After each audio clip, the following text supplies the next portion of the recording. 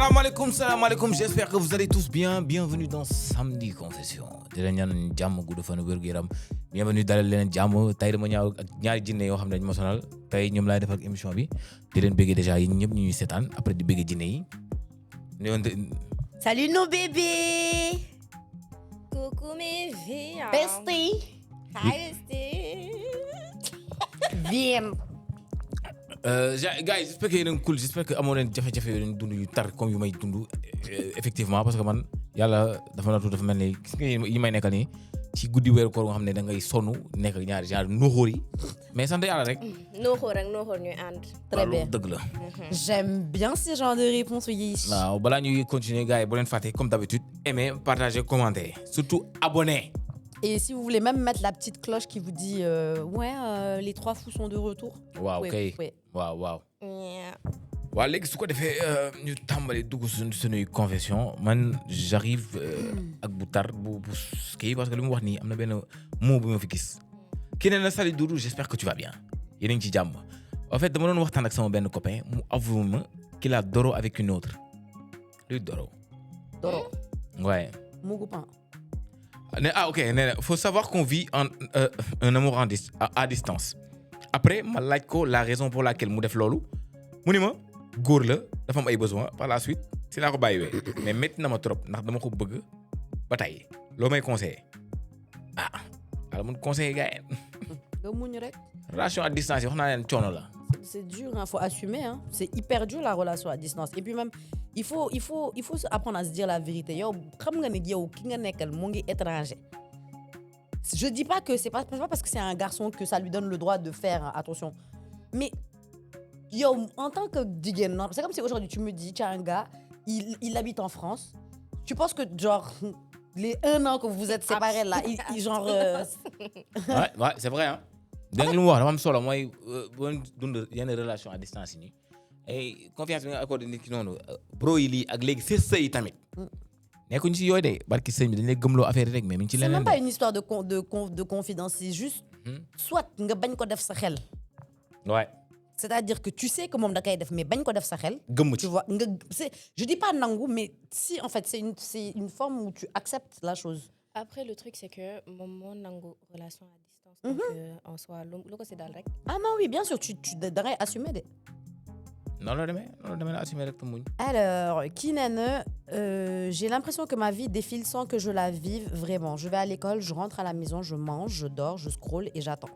Je suis en couple mais à distance. J'attends son message, j'attends un signe, j'attends de me sentir importante pour quelqu'un. Tout ça parce que j'ai été critiquée, isolée, j'ai reçu des moqueries et été harcelée durant mon enfance. Je vis maintenant avec mon père, mais malgré sa présence, je ressens un grand manque d'affection, comme si quelque chose en moi n'a jamais été rempli. Alors je cherche ailleurs ce besoin d'être choisie, rassurée, aimée. Et quand je ne reçois pas cette attention, ça me met en colère, mais au fond, je crois surtout que je suis en colère contre moi-même. Je suis timide, introvertie, hypersensible, mais surtout, j'ai de l'anxiété sociale. Ma belle, va voir un médecin. Non, déjà, il faut qu'elle apprenne à s'aimer elle-même d'abord. C'est ça le problème en fait. Il faut aller voir un médecin aussi.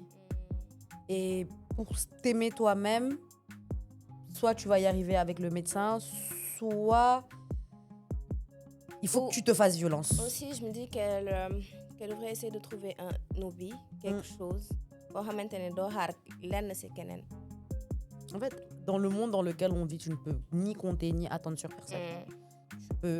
Je dis pas que il faut que tu aies un excès de confiance ou il faut que tu aies genre dans un fly, mais le minimum il faut que tu l'aies en toi. Ouais. C'est-à-dire que je sais pas, hein, je pense que toi t'as confiance. Enfin, je dis pas que t'as confiance en toi en mode genre tu bombes, mais amna yenei, ça t'atteint pas. Tu vois sur ta propre personne parce que je pense que tu sais ce que tu vaux. Après, je comprends, attention, il y a quelque chose qu'on a oublié, c'est quand même quelqu'un qui dit qu'elle a été isolée, qui a vécu beaucoup d'harcèlement. Il faut que tu veuilles t'en sortir. Il n'y a rien de pire qu'un harcèlement. Vraiment, je pense qu'on l'a tous vécu ici. Que ce soit maintenant dans les réseaux ou avant plus jeune. Et il faut savoir vivre avec, en fait. Ouais. Mais man, si qu'elle a dellu, première personne qui nous l'a conseillé, xam nga conseil wuñ ko. Lan la war a def nee na parce que da ko nopp ba léegi. bu sa xol lekk da dem. muñ muñal. xam ne relation à distance boobu comme mi ngi si loolu rek la jot a avoué peut-être mi ngi ci yeneen yu gën a garaaw. Non, mais tu acceptes. Moi, si pourtant, quoi, c'est une code. Ya qui ok kon ma focus loolu focusuma focus. Mina? Alors, l'esprit des Sénégalais doit changer, surtout en 2026. Il y a des... dëgg la wax. dëgg la de. Il y a des multitudes d'opportunités, surtout avec l'avancée de l'IA. On peut faire plusieurs choses avec cet outil. Faire des formations, ce n'est pas débourser de l'argent. Il y a des formations en ligne gratuites. YouTube est là et même les IA peuvent t'aider à monter des business, de e-commerce et plein d'autres opportunités. Nit dafa war a cultiver self-made man, saisir les opportunités et prendre les outils et y faire des atouts. État mënul def lépp te loo defaral sa bopp ëllëg tu seras fier de toi-même. ana dëgg de. ba pare xam nga aussi garaaw IA bi nii gars yi xam na ne temps yi passé gars yi IA bi commencé am doole gën a am doole gars yi di defar ay vidéo affaire yooyu xam nga gars yi gis ngeen gars yi vidéo yi ñu ci doon defar. Moi, l'IA, ça me fait plus. Moi, l'IA, ça me fait peur. wala waajooju noonu gars yi couple yi wax ay affaire vulgaire. Ça me fait super peur. Ak bébé yi daa xaja ay requin. Vraiment, c'est quelque chose que je ne. ak li ñu mën def IA yëpp. xam naa ci ay boy yoo xam ne instant yi ñu ngi ciy tekki ñu ngi ciy am xaalis. Bien sûr. Mais tu vois pas qu'il y a même des gens qui deviennent des artistes peintres sous IA. Ouais. Genre, instant yi moom liggéey moom mënatoo toog ne liggéey amul. Moi, c'est ce qui me fait peur. Hein. Moi aussi, hein. Ça fait très peur. li mu wax dinañ ñàkk liggéey. li mu wax ci état waruñu xaar état jour maa ngi ko doon wax da ngay gis ñu bëri ñoo xam ne nanguñu liggéey. fi ñu toog la ñuy toog loo leen dugal ñu ne loolu arrangé wu leen. loo leen dugal ñu ne loolu arrangé wu leen après dañuy toog di mere nit ñi naan ay kenn jàppale wu ma kenn def ma ni liggéey amul dëkk bi liggéey amul fii liggéey am na de gars yi ñoo bëggul yenn liggéey mais liggéey am na. mais xoolal ñii naan non man du ma béy non man du ma gérer tool non man du ma kii poulailler non man du ma lii gars y a pas de sous-métier de. amul en big 2026. En préparation de ce qui arrive là dans ce monde-là, il n'y a pas de sous-métier. Je vous jure qu'il n'y a pas de sous-métier. Je suis un jeune en cap restauration et hôtellerie. Wow. Je suis à mon 3e année de formation, à 4 mois des examens. Je songe à ne pas continuer par manque de moyens. J'ai bientôt 21 ans en juin et mes frères sont en USA. Ils peuvent tout payer, mais moi, ma formation, je pense que perte de temps là. C'est pas fait pour les hommes. Hein? Il est en CAP quoi? Restauration, c'est pas fait pour les hommes. Je demande si tu pouvais m'aider à trouver une solution avec un job ou un stage rémunéré, heure de travail le soir. Je ne veux pas de l'argent gratuit et je veux vivre de ma sueur. S'il faut, je laisse tomber la formation. Yo, bro, bonne soirée. Bonne soirée. Déjà, yo. Ouais. Là, moi, affaire de restauration, affaire de gour. Mais il faut que y jigéen rek mo wara togu, jigéen rek mo wara def yenn affaire yi. Bo démé ci hôtel yi, bro yi def restauration, gënu leen góore man. Te góor bu mun togg, góor bu mun toppatoo loolu bonus la papa. Loolu bonus la. Xam nga loolu kan moo la koy wax? Doudou, expert en femme, bandi bi. Des restaurations ak am xaalis. Dafa am xaalis man nigi boy. Bon, attendez, en restauration, ceux qui ont l'argent là, c'est pas les patrons hein. Je sais. Restauration. Wow. C'est excusez-moi du terme, c'est l'un des restauration et commerce, c'est l'un des 2 pires métiers qui puissent exister. Man, je sais, ma mère et ma tante est dans ça depuis. Sérieux, c'est dur. Qui nan ouais non métier digène la. Non, dugg ci sérieusement, di nga daw de. Mais am na. Ça dépend. Ça dépend de ton ancienneté et de ton niveau. C'est comme l'acting. C'est comme l'acting. Oui, c'est comme l'acting, mais sauf que attention, la base. Acting là, moi, c'est yow. Non, elle parle au niveau des cachets de l'acting. Ça dépend de ton. Ah, yéen am ngeen xaalis. Bàyyi li ngeen di wax. am xaalis. Bàyyi li ngeen di wax. Toog fii naan ay acting yéen sa am ngeen xaalis. Kan moo fi yor xaalis Doudou? Yéen ñaari actrice yor koppar ngeen. Bul ma wan sa kii bi sa pingouin bi. Bu ma ko wan, bu ma fat. Am ngeen koppar. Wan na la 82. Ñaata moo nekk? Ma xool sa coffre yi.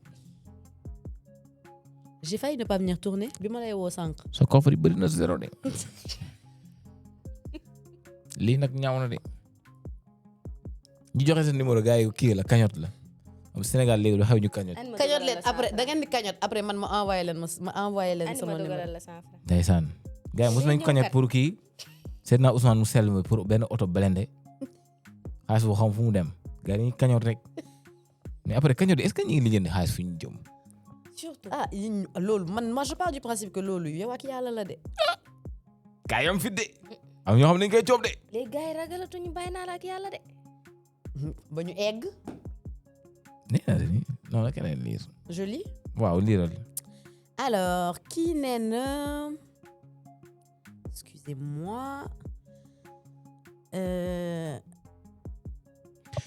balaa ngay lire baal ma bu ndaw kii nee na Doudou chaque jour man damay werante ak samay cousin nee na yow ak influenceurs yi mënoo leen fayee ko pub 500,000 ngir yàlla waxal sa pub bu gën a ndaw ñaata la pour me confirmer li may werante.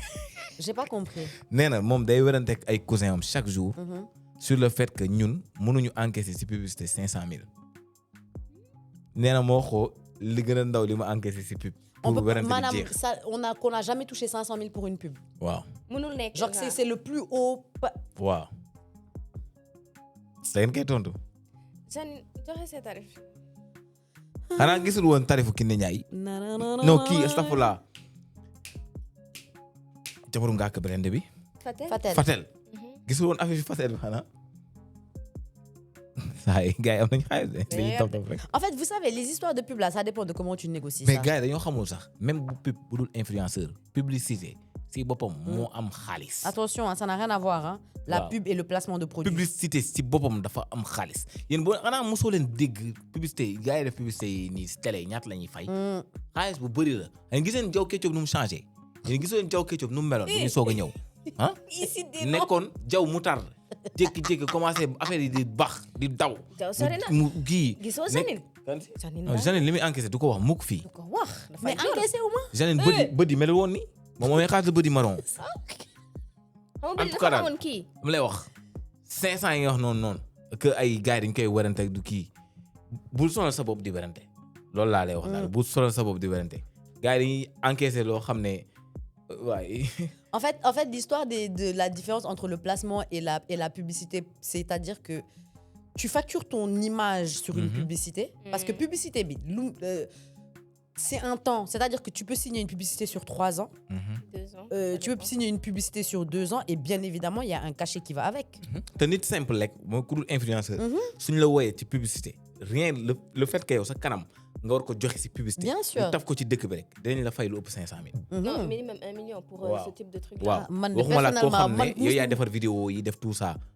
Moi, mon moins cher d'une pub que j'ai faite, on m'a payé 800,000. D'ailleurs, dafa rich millionnaire. anti. Yep, dama broke. am nga xaalis de en tout cas daal moom Su bu dee xamoon am na ñoo xam ne investir. am nañ talent ñu bëgg nekk créateur de contenu boo leen amee chance jënd matériel boo xam ne mën na leen permettre ngeen démarrer def leen ko waaw. Une dernière chose. da nga siy tegee. Est-ce que vous savez que Doudou, il y a une chose sur laquelle te ñu bëri dama koy wax et je crois que je te l'ai jamais dit. Il y a une chose où genre pourquoi je l'aime bien ce personnage là, c'est parce que au tout début, en fait ça se voit que tu as investi sur toi. Ouais. Eh, Bul def lii. bul Sérieux, wër na yàlla Doudou, ça se voit que tu as investi sur toi parce que ñu bëri non sérieusement, tu sais, il y a beaucoup de gens qui pensent que milieu bi ñu nekk dafa yomb wala gars yi dañ lay may matériel wala dañ lay may Je yére. peux te couper un peu. Le pire c'est que lépp lu ñu gagné defaat nañ ko ci matériel pour Je te création de jure. contenu. dëgg la de. Et il y a énormément de créateurs de contenu qui sont là, qui auraient pu atteindre le niveau que tu as aujourd'hui. Je touche du bois pour toi, vraiment. Défini parce que si ça n'a pas marché parce qu'ils n'ont pas investi sur leur matériel. Donc, franchement, tu fais partie des premiers qui non seulement ont fait exploser la chose, et en plus de ça, tu as montré aux gars qu'il faut investir en soi, en fait. exactement lépp looy mënti liggéey même boo doon defar bouger sax il faut nga weñ bu baax. boo xam ne moo lay permettre ngay jàmba. boo doon defar manque yedaay il faut nga wut ay gants yu baax ay dàll yu baax yoo xam ne mën nga dugg ci biir. jàmb génnee li ngay looy génne. jàmb. yedaay foog la loolu liggéey lépp looy liggéey da nga ciy investir sàcc sax day investir si li muy liggéey. Ouais. kon looy liggéey da nga ciy investir. Il faut que vous investissiez ci yére yu sombre. waaw moo tax nag gars yi bu ñu déggee des fois prix yi naan ne mais booy dañoo fuy seen prix dafa cher fekk li ñuy jënd si matériel boo xamee yàlla boo xamee mu gën a lan la yow.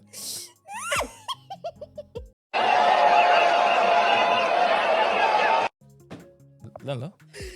da nga ne sàcc sax day investir ci moom. waaw ma ne la wax day jënd lu naan ba pare après mu ne kagul. dëgg la. bref. war mu jënd essence bi mu dawee. yow comprendre ma de jàmb bee ma traumatisé ba tey. kii nee na salut John laax naka mu lépp jàmm bon man dama sonn damay lumba rek mën na. ñëw ti dañ de. ay mën naa lumba si photo wala sama imagination. photo. am na benn jour maa ngi soog a dégg koo xam ne day lumba ak imagination. loolu jigéen na koy def. nee na góor yàlla dañ koy def. am na benn jour si benn Mickey laa doon lumba. déggal li yow kii wérul. Mickey la doon seetaan di lumb si. lu ne dugal naa ko sama anabi. je suis une fille. moo ngi soog wax xamoon naa ni ñoom la. ñoom ñooy utiliser ay imagination. am nañ defet. bàyyi li ngay def. am nañ defet. li ngay def baaxul. li ngay def baaxul. lum si nee naa neexul baaxul chaque jour ma répété leen ko. te da tax da ngay gaaw a fàtte day tax ngay gaaw a màgget da ngay ñaaw da ngay lëndëm da ngay ñuul. te da nga koy tàmm parce que dafa gaaw. mu gaawee noonu neexaay bu gaaw boobu ak a bon comme drogue. ma ba mu ne du rus naa. mais nag conseil bu ma lay mën a jox très sérieusement nga dugal ko sa ndong li soxna si mooy affaire bi baaxul affaire bi dalay yàq déglu ma de instant yi tooñu ma la dama lay wax dëgg affaire bi dalay yàq bu bon boo xam ne gis nga tay ji yow da ngay dem ba benn instant bu la yàlla defee nga am jëkkër nii sa jëkkër du la mën a dara parce que yow yaa xam sa bopp yaa tàmm yow ni ngay dugalee vitesse yow rek yaa xam moom du ko xam te doo ko expliquer parce que femmes yi dañoo am problème boobu des fois di expliquer seen jëkkër man boo dugalee dee foog nga dugalee ni ngay dëggee frein bi ni ngay defee yow duñ ko def dañuy noppi lum su bëri baaxul. Mickey nan nga mën a seetaan Mickey ba pare naan dañ ciy lum man moo comprendre Mickey. mais je pense que c'est Mickey qu'elle a dit elle a écrit Mickey. est-ce que du entaay lay wax. waaw non Mickey Sénégal loolu lay wax entaay la xam naa ay entaay la. ay entaay la. mais booy délet na ko. mais nag très sérieusement amoon na leen koy wax. non man mënu ma ko conseil. lâche Samago mais lu ma baaxul. non lu baaxul lâche Samago baaxul de. si. ba pare boo xoolee jinne dañ lay xool de. en plus c'est même pas bon pour la santé ça en plus. waaw baaxul de. sérieux day dagg sa rein sa kii sidit yi nekk fii parce que ni nga defee baaxul de. kii nee na Doudou wóor ba ay 17h30 woo sa gel téléphone pour waxtaan normal na wala. bu fekkee dañu bëgg jaxase ak yàlla dañuy teel a woo si confusion bi commencé nga ne man Iblis sama yónni ñun ñoo lay wax ndax baax na wala baaxul yow xam nga ni loolu baaxul 17h lan la ñuy waxtaan. waa te doo préparé ji ndogu yow wala nga dem rawe ji boulangerie nga dem xaar mburu génn. mais moi j'ai une question il y a quoi de pas bien par exemple si tu as un copain. non lan la ñuy waxtaan ça dépend ci waxtaan gi. ah mais mun nañ waxtaan. bu dee waxtaan bu normal amul problème. par exemple mun naa genre si j'ai mon gars aujourd'hui genre je l'appelle à 18h de 18 à 19h. mais bu dee waxtaan bi c'est pas amul luy andi loo xam ne day dugal sa xel ba ngay am ay imagination. ok di seetaan ay Mickey. y a pas de problème. amul problème mais bu dee da lay jàddloo am na problème. ok nay leer rek. donc seetaanoo Mickey daal. waaw bul seetaan Mickey de kii nee na Doudou enfin j'ai une question c'est le fait d'être en couple qui est haram ou le fait d'avoir des relations sexuelles avec la personne. Ça dépend am na relation boo xam ne nañ koy waxee sax mooy relation yooyu ñuy wax boo gisee jigéen bëgg ko takk affaire yooyu noonu nu mu tudd waay lan labat waaw relation yi normal labat waaw mais bu dee mais ça c'est pas labat en français les cahiers mais bu fekkee yow par exemple tey jii da nga bëgg a génn ak nit ki yàgg ak moom def 5 ans te leer na ne ni takk amul du fa am dafa xaraam. mais après on n'a pas dit que 3 mois la ñu maye pour labat. non mais bu la leeree ni yow kii nii na la ko takk da ngay dund ak moom nii pour fly to fly. c'est une relation mais ba pare xale góor yi loolu lañ fi nekkee de dañ lay gis am na le mot là en wolof. xermem la. mais attendez excusez-moi il y a des gens ici qui comprennent pas ce que vous dites. xernem. waxal. waxal dégguñu la. bu joxal beneen micro nga ne. xemem. da lay xemem da lay gis maanaam. loolu lañ fi nekkee yéen ñi loolu ngeen fi nekkee temps yi. loolu lañ fi nekkee te da ngeen nekkee dara baaxu ci da ngeen gis jigéen def ko seen xel. ne kii foog ma am ko su fekkee daf leen di jaral nag. comme des animaux. daf leen di jaral ñu dem ba takk ko. daf leen di jaral am nañu ko jaral mais boo demee ba takk ko bon baa ma noppi. doy na waar de mais ba doy na waar. bàyyi ma dem rek yàlla baax na. kii nee na bilaay boo xamoon samedi confession nu mu mel si man yàlla baax na Allah the greatest. bilaay dégg loolu. non ça ñëwaat na. mais di. nee na samedi confession li mu koy def dafa rëy. da koy xennem le sponsor. waaw kay waaw kay dégg leen loolu. donc balaa ñu avancer il faut ñu gërëm suñu sponsor. waaw ñu permettre tey jii ñu nekk fii comme ni mu koy waxee su ko nekkoon tey du ñu yeewu. mais yee nañu. su ko nekkoon ñu nekk kii. ay trépied ay crevettes. su ko nekkoon sax ñu nekk mu bàyyi ñu nekk ay taf. mais ñu teg si yoon baax bi quatre mémoire. imagine loolu booy ñu may dugal fu ne booy. waaw fu ne lañ lay dugal. dans toutes les sauces. bàyyi wax ko lañ lay def alors gars yi bu leen avancé te bindoo leen ma tey subhanallah alhamdulilah laa ilaaha illallah comme d'habitude. ngeen def si yéen mbokk yi njaboot gi ñëpp ñu ñuy seetaan. et la paix dans le monde. waaw et la paix dans le monde ñaan jàmm daal na am si adduna bi yëpp waaw adduna bi yëpp na am jàmm. yi bugul am jàmm ñoom na ñàkk jàmm def si ñoom nañ ko def ci nañ ko mais gérer nañu bàyyi ñun suñu carte bu rafet bi ñun bokkuñu si nañ xuloo seen xuloo. mais aujourd'hui j'ai une question excusez-moi sur ce qui se passe dans le monde. Ouais. Si par exemple notre président il dit que oui bon là les jeunes il faut que on aille à la guerre. Quel jeune booy jamono yi ak jamono yi bokkul de. boobu ak ngay buñ newoon jeunes yi. waaw Vagana. man de xam naa ay influenceurs dañuy jum. jeunes Vagana yi. alors les gars on est sur le terrain. Get ready with me pour aller sur le terrain. mais su gis naa benn image boo xam ne foofu dafa explosé waa ji filmé woo jig tourné caméra bi naan. wow. c'est pas vu.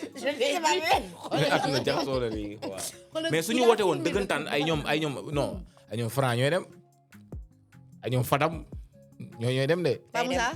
ay ñoom Biggi. Pape Moussa mooy monté vidéo archive gars yi. mais am na ku laajte mu ne gars yi bu ñu doon bombardé nii la moo koy intercepté. c'est une très bonne. question yi ñuy seetaan tey jii ma leen laaj tey bu gars yi décidé woon ne dañuy ne bu dëf Sénégal yàlla bu mu am ci àdduna. mais lan moo koy intercepté am na ku ne woon sëñ Dame borom jinne yi.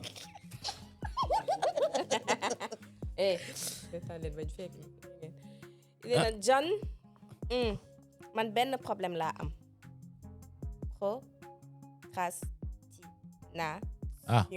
problème mu ñëpp. solution laa soxla mënuma wax de mënuma ko jox. procrastination. mënuma ko jox moi non plus je peux pas lui donner d'aide hein là vraiment. procrastination man dafa may daan lu bëri mais il faut nga def benn affaire sa bopp mooy boo amee benn idée wala benn affaire boo war a def booy toog rek affaire bi day dem boo toogee benn affaire bi day dem envie bi day wàññeeku te am na keneen koy am même idée que yow. c'est vrai beneen mooy instant bi jamono bi ñu toll nii rien garantirul la ni suba di nga ko fekkee. wala dans 2 ans dina fekk dans 3 mois. boo amee benn affaire def ko ci saa si bu sax hésiter. xamal ni seytaane moo lay xiir pour nga toog parce que day bëgg nga lazy toog doo def dara. boo amee benn idée juggal nga def ko. boo bëggee nag am na benn vidéo sur YouTube qui parle de la procrastination dans le Coran. paa bi da lay expliquer très clairement la moo tax nit waru ko def ak la moo tax yàlla bëggul nit di ko def boo demee boo bindee rek sur YouTube di nga ko gis incha allah demal nga xool ko lu am solo la. Ne jamais remettre à de base ce qu'on peut péter tout de suite. waaw sonal rek. Eh ben peng. kii nee na moi-même. bon bi gudd na mais foog ma lire ko. kii nee na Alaaji John maa ngi lay béggee yow ak say invité xam nga sama temps man en fait dama nekkoon école ak benn meuf ñoo bokkoon école de formation école bi située sur la VDN mais la go ku ko dàq fen amul moom daal dafa aj boppam ci kaw elle pense qu'elle est au-dessus de tout le monde man ak moom nekk nañ crush pendant 2 mois yoo xam ni on s'appelait tout le temps appel vocal vidéo ba X-time après ça ñu officialiser suñu relation di dund lu neex léegi nag affaire yi commencé à se faire savoir dans toute l'école ce qui est normal nekkate la go a demandé si c'est vrai quand on lui demande si c'est vrai qu'il est en couple ak man elle nie tout yemul foofu bu yemoon foofu mu neex mais day wax que man maay wër di ko fenal di wax que dañuy génn te génnuñu elle est même allée jusqu'à dire à ses copines que man dama koy harceler. Et wallahi la go moo ma gën a investir ci relation bi. Elle est super possessive. léegi muy bañ nit ñi ñëw di wax ma loolu waaw mu njëkkantu ci man mu wax ma ses copines ont dit que nit ñi dañuy wër di wax que moom day doxaan rek alors que moom gëmul loolu ay copinam ñooy wax loolu ins bi nag bàyyi naa ko mais moom xamul ni xam naa lépp dama bëgg a xam comment je dois faire pour réparer sama image bi mu yàq ci école bi ak copinam yi bi may wax affaire yëpp di leen lëduwal naan ay man maa def lii te ñu bëri gëm nañ ko loolu metti na ma trop. yow ba ngay crescente kii xam naa xale bi moo lekk parce que mais yow yaa tooñ sa bopp de tonton benn instant parce que yow xam nga ni kii dafa mën kii nga dem di crescente ak moom mais quel ban sens la am muy génn ak nit nopp nit ki investir sur relation bi dem di wax gars yi ni kii moom may doxaan mais am na ñu mel noonu nag. mais am na xale jigéen ñu mel noonu de. non feebar la. yenn këccëg yi moom feebar la.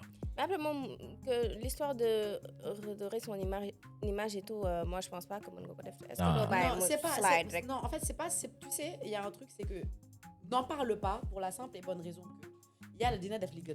Exactement. C'est-à-dire que yo, beau bugger investir tu l'auras maintenant, tu ne peux pas le gérer. Bah, il y a le mot gérer quoi. Yo, dans tous les cas, tôt ou tard. On a un conseil. Moi, sama image yag nañ ko peinture. Kay wala ben affaire. Gis nga bro gars yi bu ñuy wax benn affaire boo xam ne si yow du dëgg surtout ay affaire de gellantoog affaire yooyu bul sax nekk di jéem a wër di justifié wu duñ la mës a gëm benn lenn rek mooy mën a tax sa image changé nga bañ leen lijjanti yow nga ni nga mel nga bañ ko changé tôt ou tard ñoom dinañ gis ni ñoom li ñu doon wax yëpp du dëgg tôt ou tard dañ koy gis man noonu laa def ba ma sonnee ci wax ji damay noppi di leen seetaan da ngay jékki-jékki yaay ñëw si boppam ne ma pourtant dama doon dégg lii si yow nekkati kon li ma doon dégg yëpp du dëgg parce que boobu yàlla moo koy gérer am na yoo xam ne mënoo si dara nit lu mu bëgg gëm rek lay gëm bu sax sa bopp di jéem a kii di la masawu parce que ñu lay fenal yombul dafa metti surtout si ay jigéen nga xam dañ lay xool nii di la ko xoolee ay at mais tôt ou tard nañ ko xam waaw jigéen bu la bëggee yàq ma jox la benn conseil aussi sama benn mag nu mu koy waxee ñaari rakkawal leen ñaari rakka dafa prière de l'opprimé bu ko def te mais ne jouez pas non ne jouez pas avec ça la prière de l'opprimé dafa am doole dafa am doole te mën nga ko rëccu même pas avec ça non loi de l'opprimé dafa am doole bu leen ko def wóorul de dafay gaaw a nangu waaw man nag duma lire sànq ba tey yéen ñaari ji bi kon bàyyi non ma damay dem doo leen ma tee déedéet demal ay jooy liiral ma yaat la ko ma may la mouchoir non kii dee na Dudu man de si koor gi dama doon dem si mosquée bi di fa naafila léegi sam papa ne ma bul demati si mosquée bi del toog si kër gi di naafila te bu ma demee mu mer lan mooy si sa xalaat ça dépend ndax góor la wala jigéen su dee jigéen la papa ji mun na ko tere dem parce que jigéen te du obligation dem jàkka ja su dee jigéen la mais bu dee góor la moom faal demal de sa bàmmeel te bàyyi du fa nekk de. mais après julli c'est la balaa ngay bu ñëwee sa papa ma doon wax julli non garaawul xam nañ paa bi dafa tàng sañ nii ba nga wàcc li nga njëkkoon wax demal de leer laa la wax bu dee góor nga moom sa papa bu la yàlla nee na say waajur da nga leen di déggal tànk waxuñu la ngay def loo xam ne man dama ko tere wala bëgguma ko say waajur bu la nee bul julleeti bu ko déglu mais leneen lu mu la wax yëpp da nga koy def bu la nee jaamu leneen lu dul yàlla bul ko déglu yàlla loolu la wax mais bu dee jigéen nga moom mën nga toog mais bu dee góor nga parce que papa nee na bul naafi la xool ko ci bët mu xool la nga ne ko papa avec tout le respect que je te dois yàllaa moom te moom laay dem wuyu ji damay naafi la ji de daf mën a dénk rek jaarale si yow mais damay naafi la ji te lii nii nga may wax nii soo si jugul fee dina metti si yow de wax ko tuuti ci rëq yi ñu ko war a rëq bu dee nit la dina ne doom wax nga dëgg gisal nga ma nag tey du ma nelaw nga xam ne ko ni rëq yi ñu ko war a rëq noonu ay rëq yu metti la parce que malaaka ku mu rëq dégg naa mala yi sax dañu koy dégg nga ne loolu metti na nga dee ñu ne la tell benn picc bu ne chinne wuy kooku rey nañ ko de yàlla ci yàlla musal baal leen ma de ngay liiraat kii nee na baal leen ma kii nee na Dudu ku gént guddi ba sa tubéy tooy si weeru koor gi loolu ndax yàq na koor bi. non yàqul koor gént moom du moom moo ko gérer day jug sangu set rek da ngay jug sangu set rek mais yàqul koor de ñi mi dal bëri na nag ñi mi dal bëri na parce que gars yi muñ boobu lañ munul weeru koor bi mois d'épreuve la dañ ko war a jàng muñ pee aw jinne des fois aw jinne day ñëw pour jàppale gars yi parce que am na ñoo xam ne day metti ci ñoom yàlla ci yërmandeem moo fay jaarale aw jinne affaire yi génn parce que dañ koy naj moo gën lums baaxul boo yeewoo da ngay dem sangu nga fomp lal ba mu set wecc wis si ndox diw fët mu dañ tubéy bi nga jël fóot weer kon ne sa woor mais nag bu dee balaa ngay tëdd yaa nekkoon ci image yooyu noonu miikee ba gént ko saa yaa ngi tooñ sa bopp de affaire bi nag yombul mais bu way gént nii mu jékki-jékki di ko sentir da nga ko naan fët tey rek daw ci douche bi maa la jox technique boobu aw jinne baaxul de te des fois aw jinne bu ñëw si gént day mool ay aw jinne bon aw jinne fët la lay def da ngay jékki-jékki di nelaw rek yow dafa garaaw de aw jinne yaa ñu ci Yàlla musal. Bon, ça là, c'est un peu triste, hein. Vas-y, hein. Elle a dit, quand j'étais petite, je subissais des attouchements de la part de mon oncle maternel. Et tout ça en silence. Ce qui fait qu'aujourd'hui, je suis très solitaire et je ne supporte pas qu'on me touche d'une certaine manière sans mon autorisation. Traumatisme bi la mais man oncle yi. Putain. C'est toujours eux. Putain. tey xool du mujj fenn parce que ay affaire de bañ famille tas. Non, puis ça. En fait, je veux pas répondre. Je peux pas, sérieusement, la vérité, li ma bëgg a wax sérieusement xajul ci kaw plateau. Mais après. genre mun na da nga ko bëgg ñaanal. non. xoolal tëj naa micro bi ñaanal ko.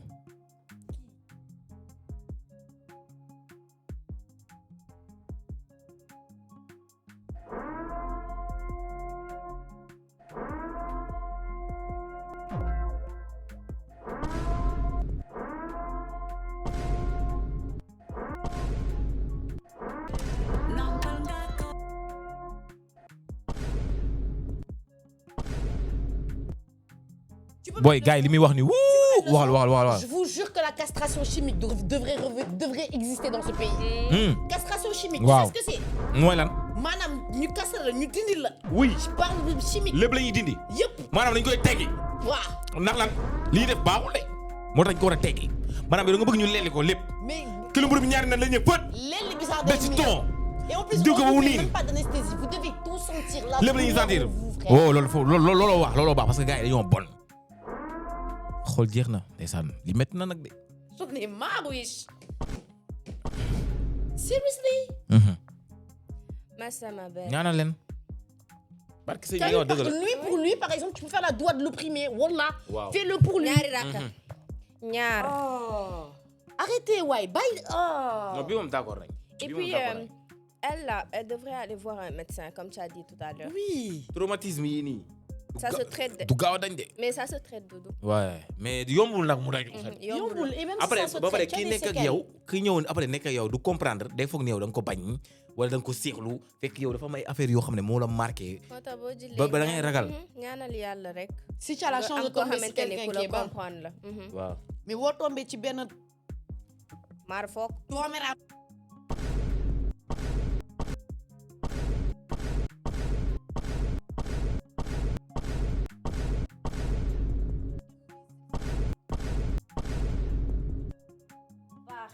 Saagal na la ko. waaw saaga na de saa yi moom foo déggee nii xamal ni ay ñaanal yu garaaw la. waaw.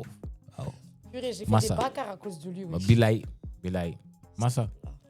Lii neex na nag. Je déteste son rire. comment enregistré ko sax. ki nee na bon moom ñëwaat nañ de ñëwaat nañ. Kan moo ñëwaat? waaw.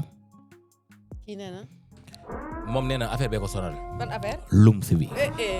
moom nee na day lum sa rek. moom nee na yoragu lu mu takkee jabar looloo ko sonal. moo tax mu bëgg a jàpp foofu. saa yi fi nga jàpp baaxul de.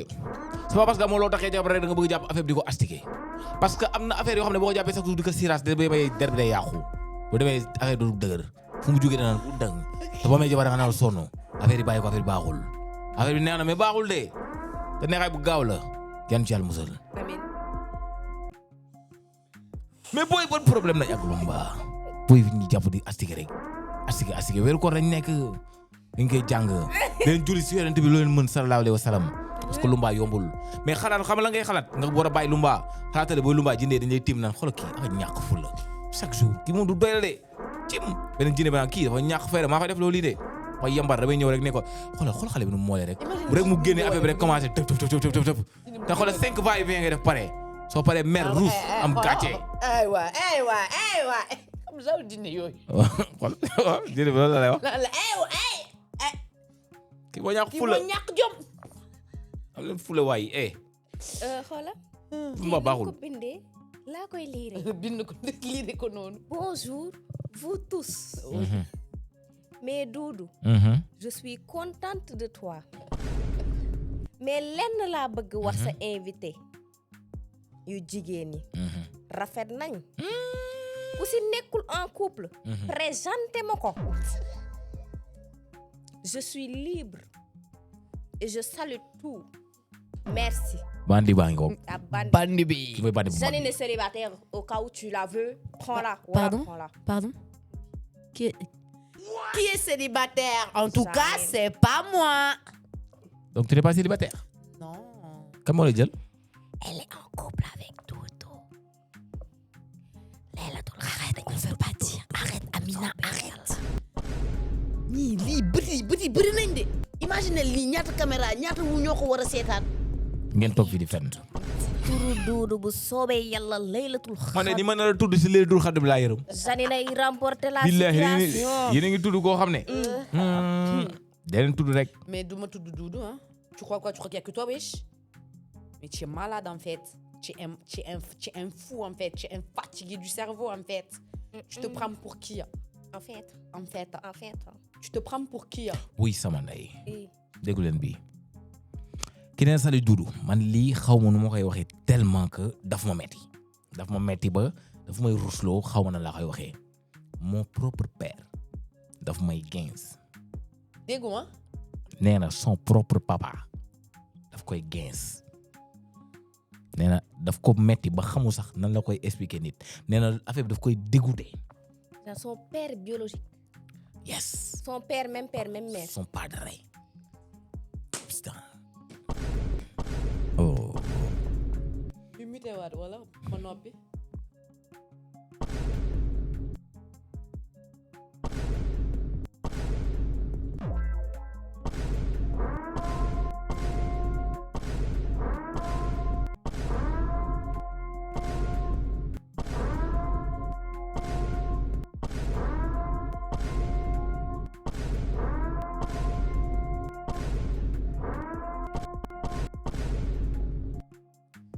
gars yi mer nañ de barki sëñ bi gars yi nag mer nañ mais lii c'est délicat hein c'est très délicat. pardon Doudou est-ce que doo wax sa abonné bu ñuy def genre kii yi nii ñu yokk si âge ak kii comme ça ñu mën ko wax génnal seen kër nga dem. waaw dëkk feneen moo gën a wóor. waaw il faut ngeen préciser yenn genre cas yu grave yi nii ngeen préciser âge bi. ñu mën la wax nga génn wuti ci appartement dem. mais kooku naka lay génn je pense que si elle pouvait sortir sans même en parler dina ko def. yaa rabbi nañ waxante dëgg. peut-être Amina, est-ce que vous savez que ici ñu bëri duñu jël appartement c'est pas pour une histoire même s'il y a une histoire de manque de moyens mais il y a une pression aussi. Il y a une pression sociale. genre il y a une pression sociale man. tamit ji la affaire boobu sax bëggoon naa fi jël appartement sama yaay ne ma yow da nga dof. tu es folle pourquoi. après c'est vrai hein dañ lay xoolee bëtu fan lay jëlee lu muy fay. nit moo koy fayal. et c'est ça on va te taxer de tout. et les genres de personnes qui vivent des choses comme ça chez elles yoo xamante ne ñoom ñoo soxla génn. duñu mën génn sa papa di la génn Doudou. léegi loolu dafa ñaaw. tayim dafa salte da nga mën a am sa doom nga xam ne kii yaa ko jur ba mu nekkee xale ba léegi yaa ko yor nga koy xoolee yenn bët yi. c'est sale c'est très sale. dégoûtant. yàlla na la yàlla dimbali nga teel fa génn. amiin yaa rabbi amiin. dimbali ko moom tamit. ba yooyu génn ci xelam. parce que loolu moom nga xel yu baax. tu sais que j'ai envie de chialer frère. ça va. léegi nañ pause yii bu ñuy rombaate yi foog ñu wàññi parce que saa day. c'est redondant. day. non c'est non. dañu créer benn numéro vert. si. non sérieux Doudou premier degré doo créer numéro vert. gars yi di woote foofu. Non, sérieux. Parce que, en fait, vous savez, on en parle sur les plateaux. Les gens prennent la peine de dire ça. Même si, genre, on coupe les micros, on insulte et tout, il n'y a pas de problème. Mais, le métier, genre, je sais pas, ça pas de la gaze, genre, like, il n'y a pas pire. Tu peux pas aller plus haut, en fait. Imagine, tu es chez toi, tu peux pas te mettre en serviette parce que tu te dis, sama papa daf may... Imagine, yangi sangu, tu te dis, tu sais, imagine, tu te dis ton oh my God. Non. Kinena, salut Doudou. Moi, aujourd'hui, je parle au nom de tous les Sénégalais en France. Gars yi nañu xam ni ñun ay étudiants lañ. jàng moo ñu tax a jóg. mais dañu koy boole ak liggéey juste pour mën a survivre. surtout loolu. mais nit duñu comprendre loolu à chaque fois ñu wax leen. seen soxla soo gantoo ñu ni xaw ma voilà. dëgg la wax na dëgg. c'est vrai de. il faut ngeen xam ni man benn jour maa ngi ko doon wax il faut ngeen xam ni nekk kaw ñoom ñoo soxla des fois seen ndimbal yéen ñi nekk fii yéen a ngi ci jàmm. yéen a ngi ci gàlle bi yéen a ngi gars yi dañuy fay seen location lu cher di fay jàng am na ñoo xam ne ñooy fay seen bopp sax jàng bi. di liggéey di ñafe ngeen bëgg lu ñu encaissé jox leen ko même bu weesoo étudiants yi ñeneen ñi mag yi tamit lu ñu liggéey lu dëkk seen fi ñu nekk noonu fi ñu dëkk lu problème am ñoom la ñuy woo deneen te duñu jënd sax benn boo ñëwee vacances yi nii war a ñibbi duñu jënd sax benn sous-vêtement bu ndaw ne la am duñ ko def de dañuy lay ñaan di la ba pare ban man fan lañ teg ni nit bu demee kaaw buy ñibbi si par exemple wala bu ñëw vacances dafa war a andi ñëpp ay bagages. fan lañ ko teg non xam nga lu tax parce que en fait man yéen da ngeen foog ne euro nu mu dépassé franc loolu moo tax genre c'est aussi facile pour eux. duñ jàppale kenn dañuy ñaan rek. wallaahi si vous savez. daanaka les ñoom gens yéen ak ñi nekk corniche yéen a yam comment ils souffrent. yéen ak ñi nekk corniche yi ñaan yéen a ñam amul benn différence. benn la teg. yéen la France. mooy gars yi noonu sa grand maa ngi jégalu de waaye sama grand bi nii jabar ji moo. wasin sànq xam nga doom ji instant yi amul permis bi génn mais amul lu mu ko fayee lañ bëggoon lijjanti fayal ko permis bi léegi pour mu mën génn hôpital yóbbu yaay yi. am na dama war a ñibbi Kër Massar. Saint-Louis bi benn waay ñëw ne dafa war a ñibbi Saint-Louis ma jëlal ko kii ma ne ko bàyyi ma wol kii. allo taxi ma ne non garaawul ay ma ne non garaawul ma ne ko non bàyyi ma wol la rek ma woo allo taxi bi demul parce que yàlla demul de am na ñoo xam ne tasi naa ñoom ñetti yoon. yéen nag ñi ñaan nii si woo gaa ñi nekk ba kaaw di leen sonal yéen a yem nit am leen sénégalais ci boobu moo war a am habitude di jàppale nit. sénégalais buy ñëw sa kër sax di la seet si nii peut ñu ba ko tàmm dañuy xaar nga ñëw nga tegal leen jus yi lépp ñu naan lekk ba suur ñibbi te bu boo ñëwee yow seen kër duñ la ko defal. mais c'est bizarre parce que y a un truc où normalement yow booy dem ci nit si par exemple moi genre je parle pour moi. Moi, par exemple, aujourd'hui, je dis n'importe quoi. Tu m'invites chez toi, Aïe, par exemple. Tu peux pas venir les mains vides. Même pour des gens, ben tarte ou le dara ou le truc, genre. Mais non, lol, fii gars yi amuñu habitude boobu. Comme très sincèrement gars yi amuñu habitude. Non, fii gars yi amuñu habitude boobu. buñ la invité lekk booy dem yóbbul sax benn bouteille. boisson oui. yóbbul dara daal. même bu dee kaas yi ngeen di naanee sax yóbbul dara. wala boo deful dara bu paree bu ñuy raxas sax nga jàppale leen wala dara. mais gars yi dañuy ñëw toog añ fu mu toll ñu teg añ bi ñu.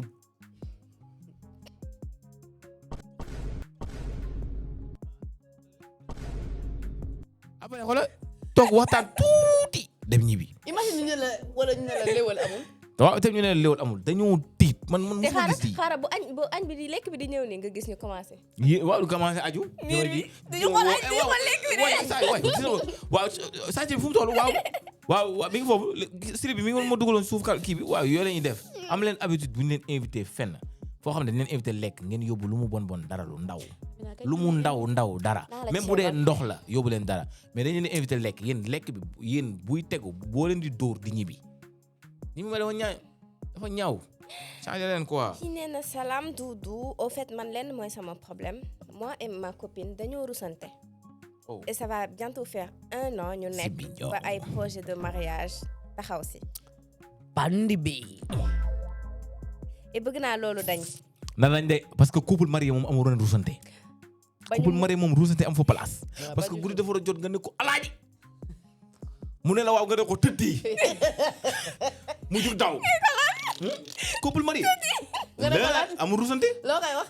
alaaji man couple marié ma bëgg sama jabar di ma woo may nekk coobi tournage wala dara ma jékki-jékki rek mu woo ma ne ma bébé xoolal snap ma ubbi ne gars yi tournage jeex na gars yi ne ma xoolal yàlla bu nekk série gars yi ne ma non monsieur Ndiaye affaire ma ne oh le devoir m'appelle ma tourné du ma jël sax oto ba daw jël force si yoon bi di ñàlli fët ba gars yi ngay dégg si télé bi ñu naan am na benn waaye bu doon daw ci télé bi ngeen xam lu muy daw fekk jabar jee ko woo dama bëgg guddi nga naan ma alaaji lève-toi Forrest Gump waaw dama bëgg waaye yow nga may jabar ak jëkkër resante fu place de mais imagine moi excusez-moi du terme imagine genre demain ta femme elle peut pas péter devant toi c'est chaud problème la parce que day am feebar après bien sûr parce que da koy naj affaire yi di am feebar mais après y a des couples ñoo xam ne dañu douche bu génnul sa poche lay génnee après mais histoire amoon na benn histoire boobu noonu ku jigéen ki dafa rus faram mu elle a gardé ça en elle ba elle a fini aux urgences oui sérieux mais pété gars yi dee leen teppi bu la nekkee di xaaral mais ak i teppi xam yoo leen noo leen di pété nag ak i ay teppi faksam waaw am parce que am waa parce que am na teppi yoo xam ne mën nañ la ci bàyyi bugguma am na wax teppi ay yoo xam ne moom te bugguma raconter histoire u jàmbur mais am na ku ñu xam fii dafa doon def benn répétition ak benn ak kenn daal kooku daa ñëw rek répété ci ils étaient dans une salle répété et tout rek gel bi nekkul ta rek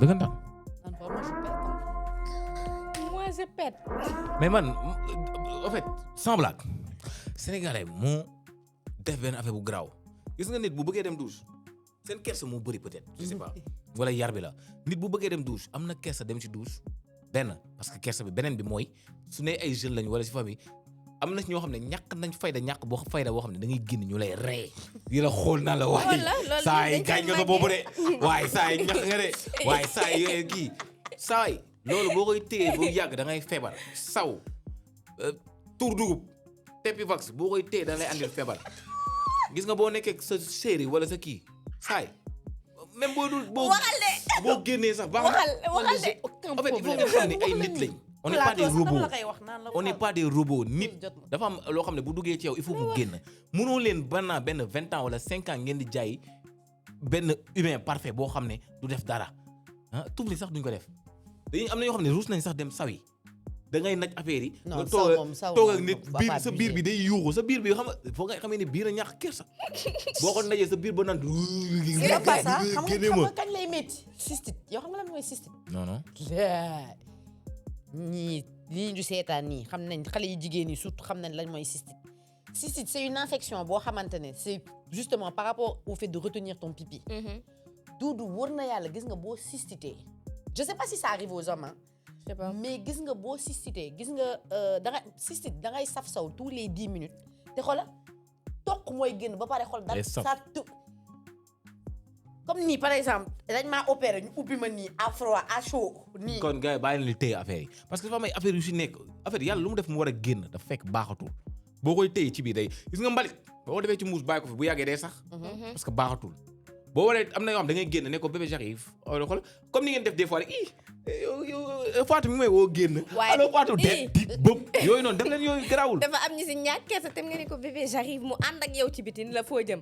am na bro yi nag oui ma bro message la dama leen koy jox bro to bro am na yoo xam ne suñu leen ko waxee des fois da ngeen di sip bu la nee j'arrive bu ko topp te bul déglu bu la nee j'arrive rek takkal say écouteur parce que am na yenn soo yoo xam ne mën na la traumatiser. man de démb nee naa ko ne il parlait ma ne ko il m'a dit que ça je dis ah gars mon frère aux toilettes je viens de manger tout frère. tu parles avec qui? Avec mon pote. c'est normal. c'est normal y a pas de problème booy affaire yi xam nga affaire yi yéen a ko mettil de affaire yi yéen a ko mettil boo demee ba war a nekk ak sa jëkkër sa jabar mënoo def yenn yi moom c'est vraiment que yow yaa ngi ci problème quoi ba pare seen doom yi bu ñu koy def bu leen sax di tooñ di affaire yooyu parce que day def benn affaire seen bopp dinañ dem ba des fois si ay nit téye ko fa journée. bu génnul fii génn ci poche bi sa poche lay doon te yaa koy faj. mais des fois c'est souvent les frères aussi hein les frères aussi laissez am na technique gars yi am na technique.